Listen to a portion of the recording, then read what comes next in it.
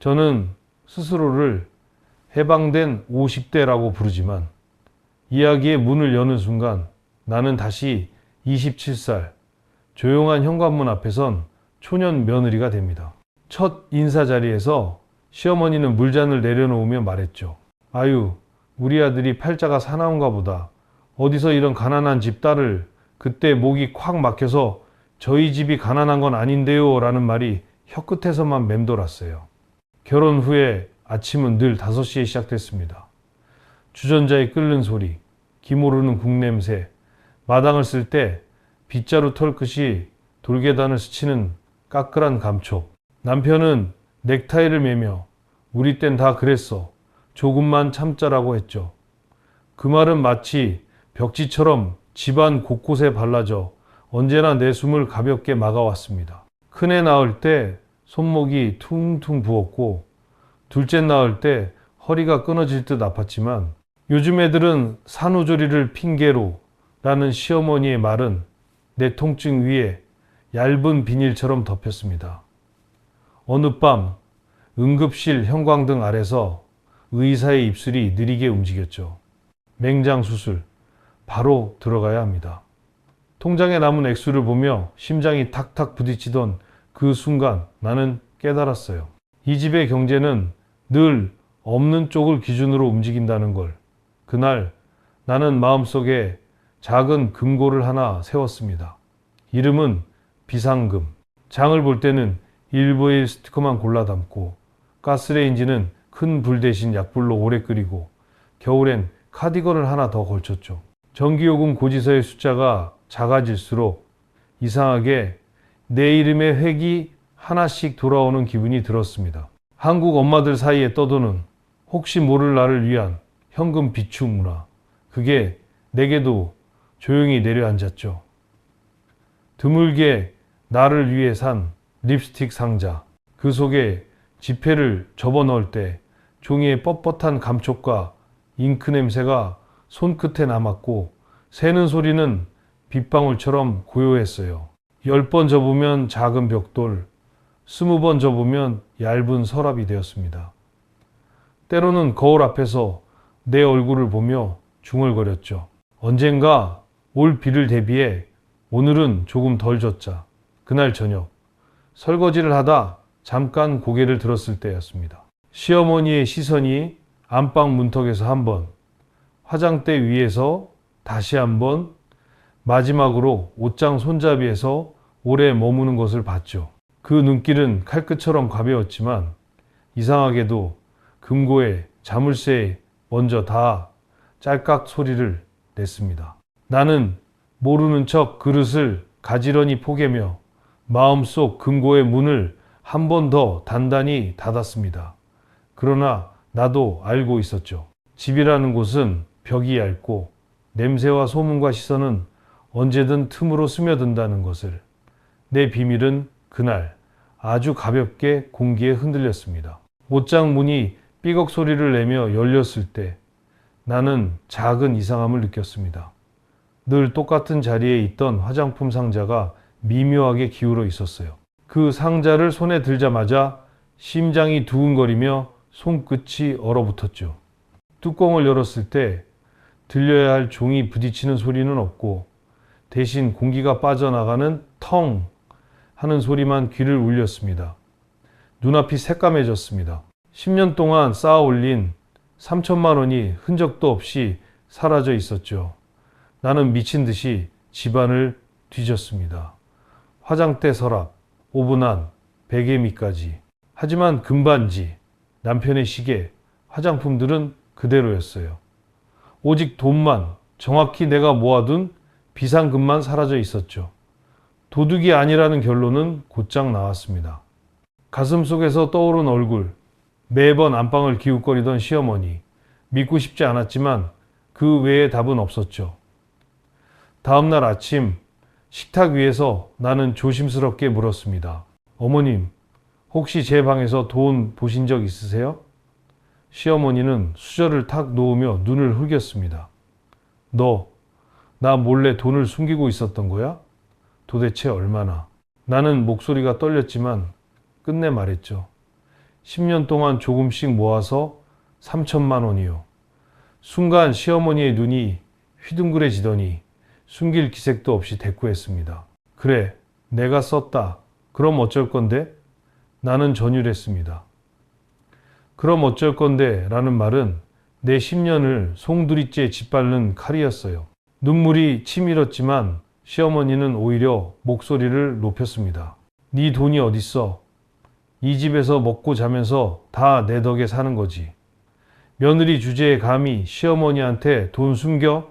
경찰이라도 불러. 말은 칼날이었고 얼굴은 철벽 같았습니다.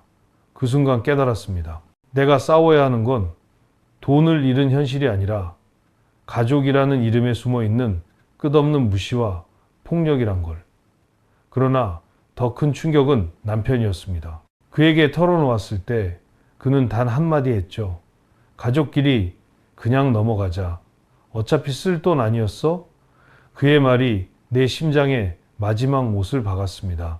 부엌 한켠 빈 상자는 아직도 그 자리에 있었죠. 나는 그날 내 목소리가 집안에서 사라진 것을 똑똑히 들었습니다. 시어머니는 어느 저녁 평소와는 다른 들뜬 표정으로 저를 불렀습니다. 예, 나 재혼하기로 했다. 그 말은 마치 돌덩이가 땅바닥에 떨어지듯 둔탁하게 울렸습니다. 아버님이 세상을 떠난 지 겨우 5년, 아직 제 마음속 제사상에도 그분의 그림자가 남아있는데 너무 갑작스러운 선언이었죠. 하지만 시어머니는 두 뺨이 붉어지고 눈빛이 반짝이는 모습으로 상대를 자랑하기 시작했습니다. 건설업 크게 하던 분이야. 아파트도 몇 채 있고 재산도 많고 인품도 좋다더라. 목소리에는 오랜만에 느껴지는 희열이 섞여 있었지만 제 귀에는 돈, 재산, 아파트라는 단어만 무겁게 맴돌았습니다. 그러나 곧 대화의 방향은 달라졌습니다. 아무리 간소하게 해도 예단은 준비해야 하고 오시며 혼수며 챙길 건 챙겨야지 빈손으로 갈 순 없잖니? 그 말에 가슴이 철렁 내려앉았습니다. 돈 많은 분이라면서 왜 준비가 우리 몫이어야 하는지 순간 머릿속에 스친 건 내 비상금 이야기였습니다. 저는 조심스럽게 물었죠. 어머니, 그런데 그분은 정말 믿을 만한 분이세요? 혹시 좀 더 알아보시는 게 어떨까요? 시어머니 얼굴이 단숨에 굳어졌습니다. 또 시작이구나. 네가 날 못 믿어서 그래? 배 아파서 그러는 거지? 며칠 뒤 장을 보러 나가다 아랫집 할머니를 만났습니다. 제가 조심스레 그 남자 이야기를 꺼내자 할머니는 주위를 두리번거리며 낮은 목소리로 말했죠. 아이고, 그 양반 말이야. 전처가 있었는데 갑자기 사라졌다더라. 술 먹고 소리 지르고 돈 문제도 복잡했다던디. 동네에선 도망갔다는 소문이 많아. 등골이 서늘해졌습니다. 시어머니가 말하던 훌륭한 분의 모습과는 정반대였으니까요. 집에 돌아와 시어머니를 설득하려 했지만 그분은 날 진짜 사랑해. 헛소리 하지 마라. 하시며 문을 쾅 닫아버렸습니다. 남편에게 말했을 땐 더 큰 허탈감이 몰려왔습니다. 그는 한숨을 내쉬며 말했죠. 예의상 그러는 거지. 너무 예민하게 굴지 마. 엄마 재혼이 우리한테도 좋은 일이잖아. 그 순간 나는 가족 안에서 더 깊은 섬에 고립된 기분이 들었습니다. 밤늦게 거실을 지나가다 시어머니 휴대폰이 잠시 켜진 걸 우연히 보게 됐습니다. 화면에 떠있던 짧은 메시지. 오늘 안 보내시면 곤란합니다. 라는 문구. 내 등줄기를 차갑게 훑고 지나갔습니다. 나는 직감했습니다. 이건 사랑의 대화가 아니라 돈을 향한 협박의 그림자라는 걸. 하지만 시어머니는 눈을 감고 싶어 했고 남편은 귀를 막고 있었습니다. 그 사이에서 나는 점점 더 크게 고립되어 갔습니다. 시어머니는 어느 날 갑자기 제게 말했습니다. 얘, 네가 그렇게 의심하니까 직접 보여주마. 같이 가자. 그 목소리는 승리자의 확신처럼 단단했어요. 택시를 타고 1시간쯤 달려 도착한 곳은 조용하고 깔끔한 주택가였습니다. 담장 너머로 나무가 잘 가꿔져 있고 대문 앞엔 벽돌이 반짝였습니다.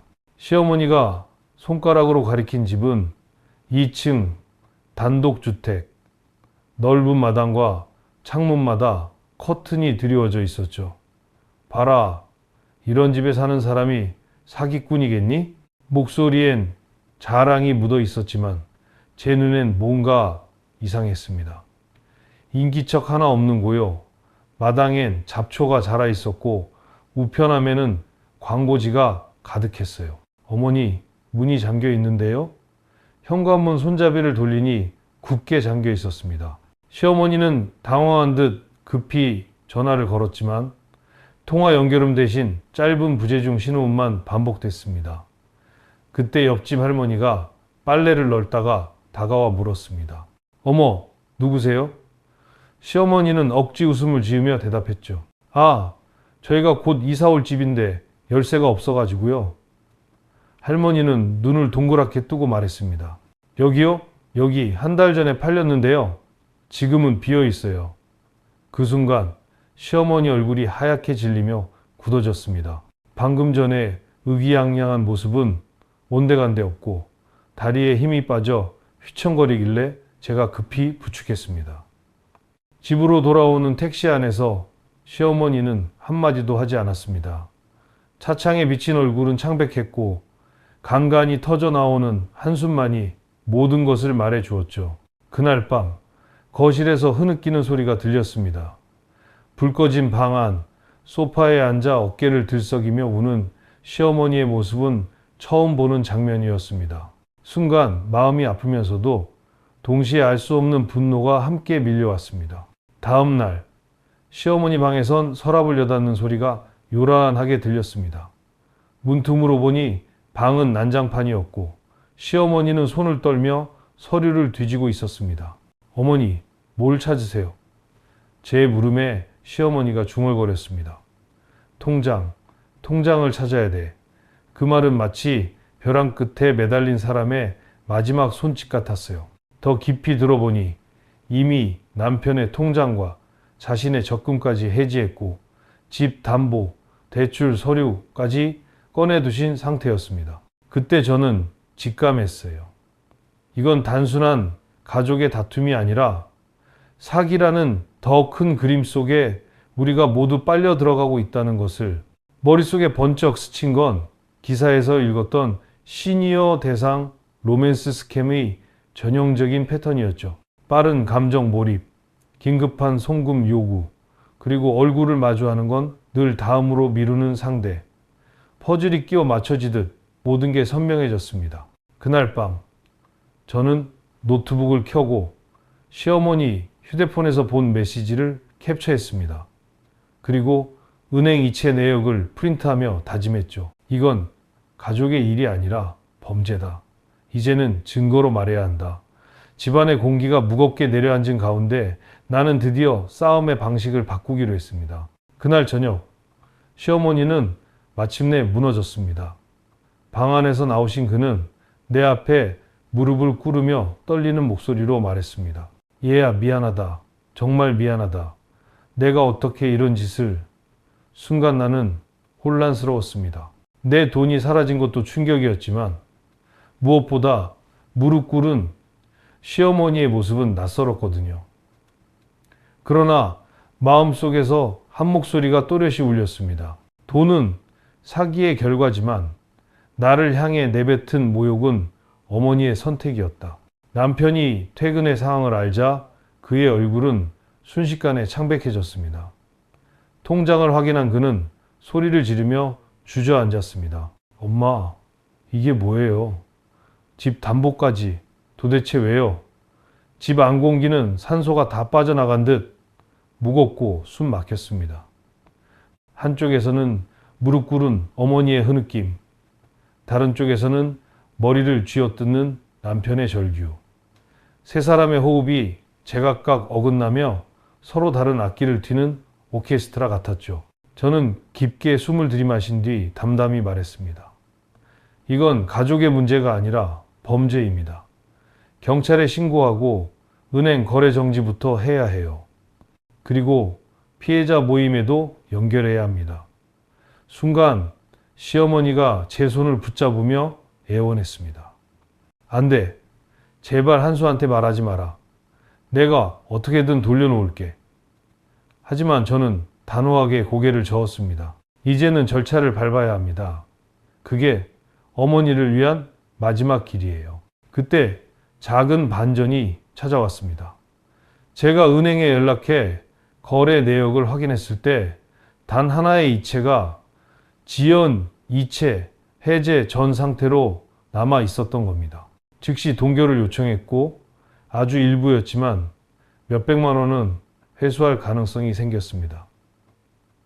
집안의 공기가 잠시 흔들렸습니다. 절망 속에서도 미세한 희망의 불씨가 피어오른 순간이었죠. 하지만 그 희망조차 제 결심을 흔들 수는 없었습니다.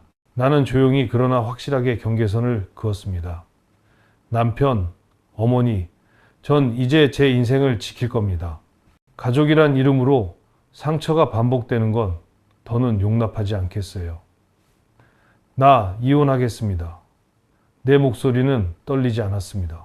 그동안 짓눌러왔던 분노와 서러움이 결심으로 응고된 순간 오히려 차분했습니다. 시어머니는 흐느끼며 고개를 숙였고 남편은 멍한 눈빛으로 저를 바라봤습니다. 하지만 나는 더 이상 흔들리지 않았습니다. 가족은 피가 아니라 함께 책임지고 지켜주는 이름이어야 한다. 이제 나는 그 사실을 분명히 알게 되었습니다. 이사 날 아침 나는 낡은 집의 현관 손잡이를 마지막으로 잡았다가 조용히 놓았습니다. 손끝에는 오래된 금속의 차가움이 남았지만 마음속엔 묘한 해방감이 스며들었죠. 아이들은 내 결심을 알고 있었고 눈빛으로 지지해 주었습니다. 큰아이는 제 손을 꼭 잡으며 말했죠. 엄마, 이제 엄마 인생 사세요. 저희가 있잖아요. 그 말에 울컥 눈물이 치밀었지만 이번 눈물은 서러움이 아니라 자유의 눈물이었습니다. 짐을 싸서 친정집으로 향하는 길, 내 어깨를 짓눌렀던 무게가 한 겹씩 벗겨지는 느낌이었습니다. 조선시대 며느리라는 꼬리표처럼 나를 짓누르던 25년의 시간이 미련처럼 흩어졌습니다. 놀랍게도 내 마음은 오히려 가벼워졌습니다. 3천만 원을 잃었지만 나는 나를 되찾았으니까요. 며칠 뒤 나는 방송통신대학 입학원서를 제출했습니다. 지금이라도 늦지 않았다. 도서관에서 펜을 움직이며 강의 자료를 읽는 순간 젊은 대학생들 사이에 앉아있는 내 자신이 믿기지 않았습니다. 형광펜 소리, 종이 냄새, 시험지를 넘기는 긴장감, 내 나이 50에야 처음 맛보는 설레는 경험이었습니다. 학문을 시작한 늦깎이 대학생이 된 저는 비로소 제 이름을 다시 써 내려가기 시작했습니다. 물론 시어머니와 남편의 연락은 간간히 이어졌습니다. 네가 없으니 집안이 엉망이다. 다시 시작하자. 엄마가 후회하고 있다. 그러나 이제 나는 대답하지 않았습니다. 응답의 거리를 지키며 스스로 세운 울타리 안에서 제 삶을 키워가고 있었죠. 그 와중에 경찰로부터 연락이 왔습니다. 같은 수법에 당한 피해자가 여러 명 더 확인됐고 일부 금액이 환수될 가능성이 있다는 소식이었습니다. 큰 돈은 아니었지만 그 소식만으로도 나와 아이들은 안도할 수 있었습니다. 나는 회수된 소액을 내 이름으로 쓰지 않고 아이들 명의로 적금 통장을 열었습니다. 미래는 빼앗길 수 없어. 그것이 내 다짐이었고 새로운 시작의 씨앗이었습니다. 오늘도 도서관 창가에 앉아 책장을 넘기며 나는 생각합니다. 진짜 이야기는 누군가의 허락에서 시작되는 게 아니라 내 결심에서 시작된다는 것을 창밖으로 햇살이 부드럽게 스며들며 책 위에 내려앉습니다. 늦었다고 생각한 바로 그때가 삶이 다시 시작되는 순간이라는 걸 이제야 알게 되었습니다.